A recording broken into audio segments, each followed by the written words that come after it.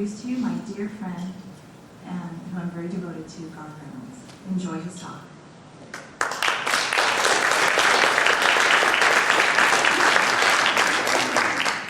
Okay, good morning, everyone. Good morning.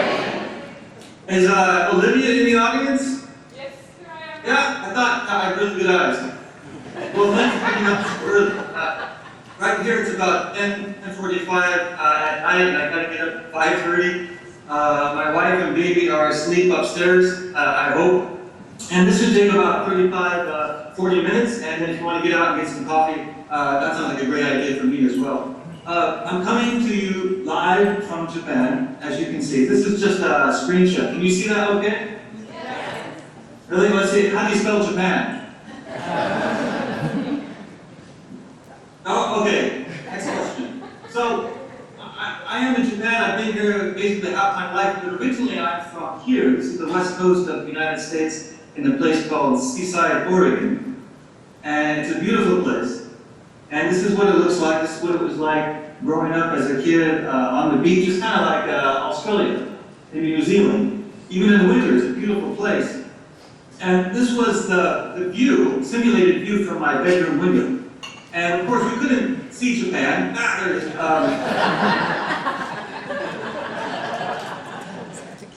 So, my remote control just stopped working. It must be Godzilla! Okay. Down here, Godzilla! Okay, so you are all presentation professionals, so let me just see. Is it the remote control or is it my computer? Let me check. Oh no! What am I going to do? Because I don't have any batteries. So here's what happened. The remote control was left someplace else, and I looked around today and I found one, but I wasn't sure if the battery was dodgy or not, but it looks like it is. We'll see how it goes. Oh, there it is. So my point was, it screwed up this whole joke, is that you can't see Japan where I grew up, but you can see Russia. It's just Hey, does anyone have a battery? We'll see what we do. Anyway, what I wanted to say is that I grew up on, this is me, that's me as a little baby, and as you can see there was a koi pond, and there's some stones here. That's the Pacific Ocean, and there's the stones in Namibia. That got into my head somehow, and that's why those stones ended up on my first book. And that's why today I'm called Japanese Buddha. So I'm a big fan of Japan, and there's a lot of lessons we can get from Japan. So you are there in Texas, I'm over here in Japan. It's quite far. It takes about 16 hours on an airplane, or several weeks if you would like canoe. You can go through here to go down to New Zealand and Australia. And as you can see, we're very, very far away. But I'm happy to be with you live today. How many of you in the audience have been to Japan, by the way? Just raise your hand.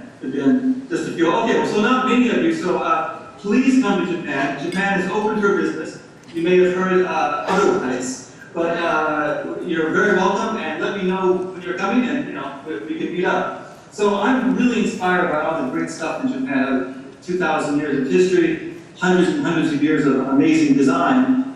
PowerPoint.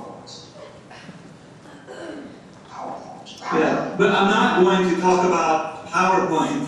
That's not my thing, because tell me what you think. But in my experience, offices around the world, wherever I go, people realize that PowerPoint or Keynote or whatever it is just a presentation tool, as they said.